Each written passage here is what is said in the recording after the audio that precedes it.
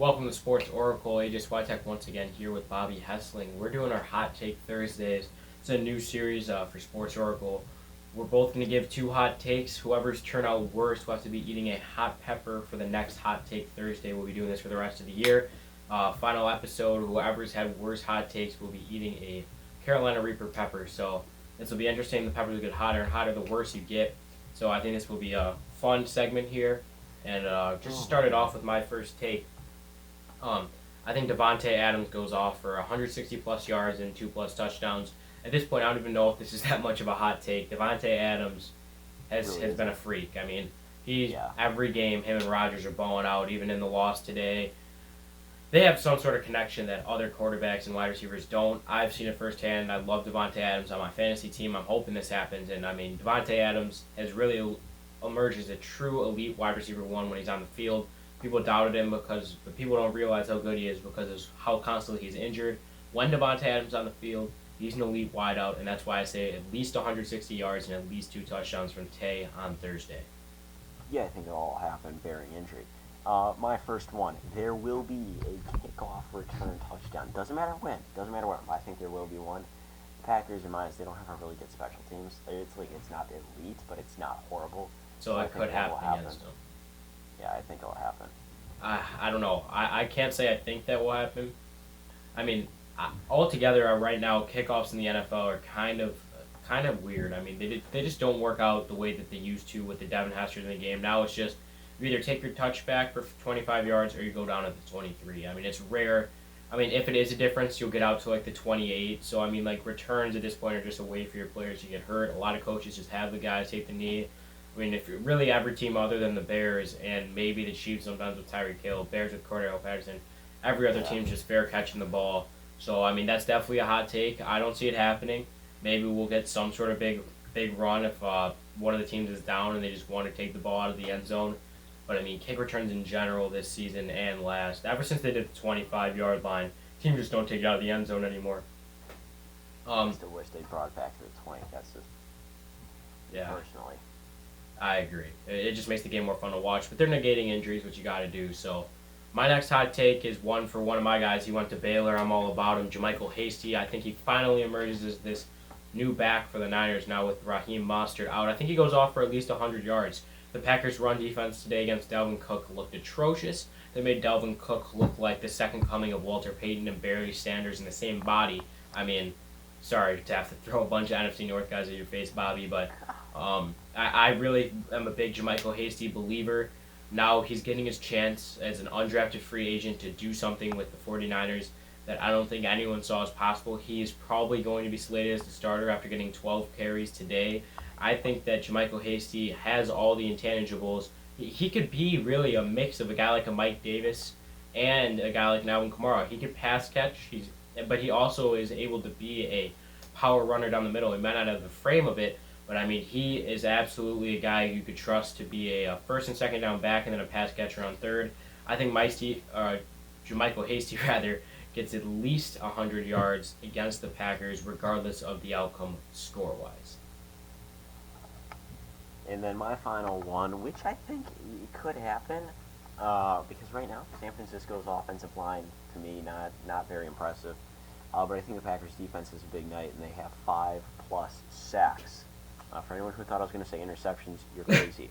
5+ yards. Yeah, that's not happening.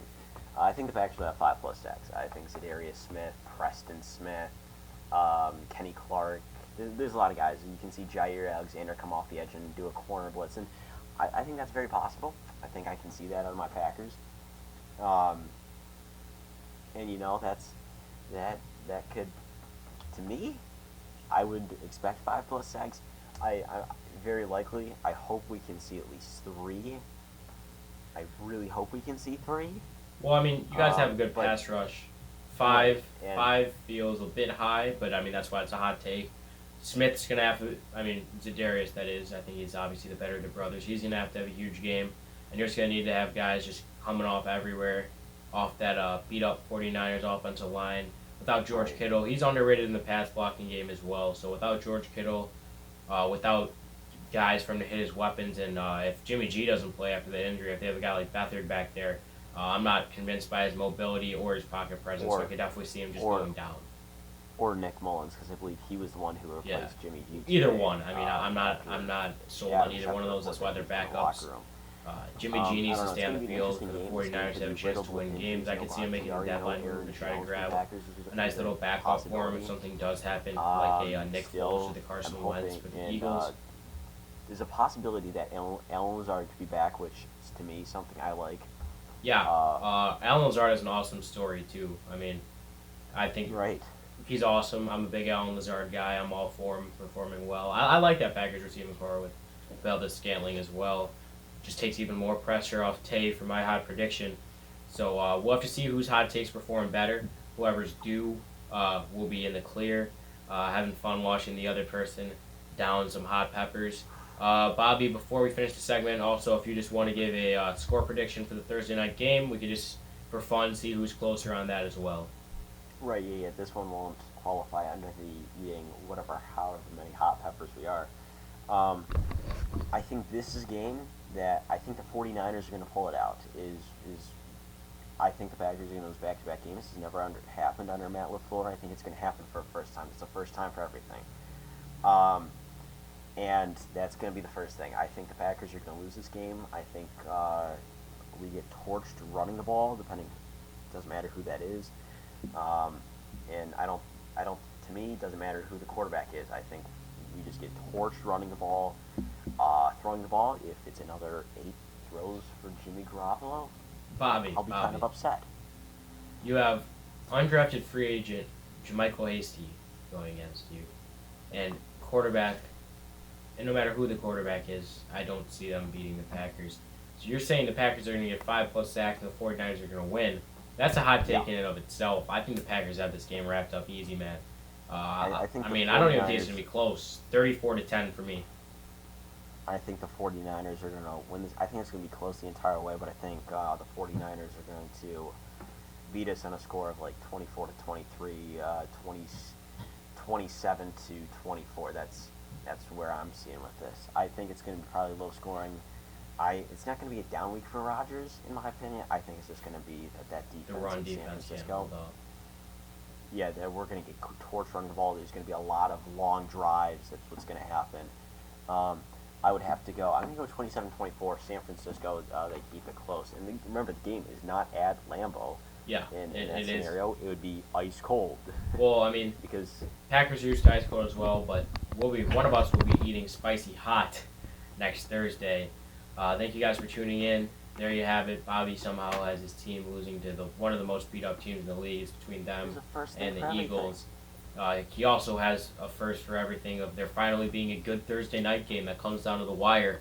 But there you have it. Those are our hot takes for this Thursday night game.